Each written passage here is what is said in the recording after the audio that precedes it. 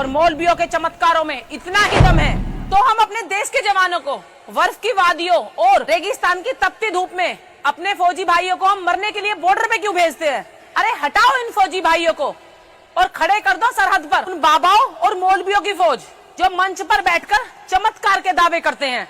सुनने में बुरा लगा, मिर्ची लगी, लगनी भी चाहिए, क्योंकि ये मिर्ची उस सच की है जो हम अपनी बंद आंखों से कभी देखना ही नहीं चाहते। पता है क्यों?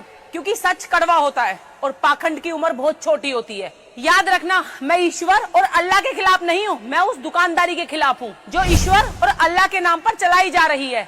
हम इन मौलवियों और बाबाओं की मीठी मीठी बातों में इतना खो चुके हैं कि हमें कड़वा सच जहर लगने लगता है। हम उस दौर में जी रहे हैं जहां हम आज मंगल ग्रह पे पानी खोज रहे हैं, लेकिन जमीन पर आज भी चमत्कार के नाम पे अंधविश्वास की दुकानदारी चल रही है। सोचो, जब दुश्मन की बंदूक से निकली हुई गोली चलती है तो क्या किसी के शोर मचाने से या मंत्रों के जाप से वो अपनी दिशा बदल देती है?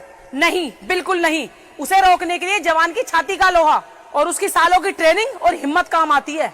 भगवान ने हमें हाथ दिए हैं मेहनत के लिए और दिमाग दिया है सोचने के लिए, और हमने क्या किया? सब कुछ चमत्कार उन बाबाओं के हाथों में छोड़ दिया। जब घर में कोई बीमार पड़ जाता है और जान पर बन आती है, तब बताओ तब क्या करते हो? सीधा हॉस्पिटल भागते हो या किसी बाबा या मौलवी के पास? अगर जिंदगी बचाने के लिए डॉक्टर की डिग्री ही काम आती है तो जिंदगी की छोटी मोटी समस्याओं के लिए तुम इन पाखंडियों के चक्कर क्यों लगाते हो? श्रद्धा ही रखना चाहते हो तो उस परम शक्ति की रखो जिसने हमें जन्म दिया, लेकिन उस श्रद्धा को इतना कमजोर मत बनाओ कि कोई भी आता जाता ऐरा गहरा बाबा चोला पहने और तुम्हें ठग ले।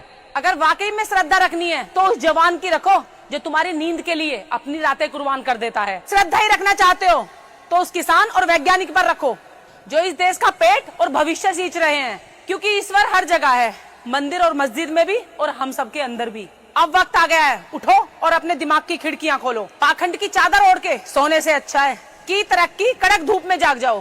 पाखंड छोड़ो और इंसानियत और लॉजिक अपनाओ कि ये देश दुआओं के ही नहीं उन फौजियों के भरोसे भी टिका है, सरहद पर सीना तान के खड़े हैं। अगर मैं इनके इस बात से 100% सहमत हूँ। बस आप लोग अपनी राय जरूर दें, लाइक कमेंट शेयर करना ना भूले। ज्यादा से ज्यादा लोगों तक इस वीडियो को जरूर पहुँचाएं। जय हिंद।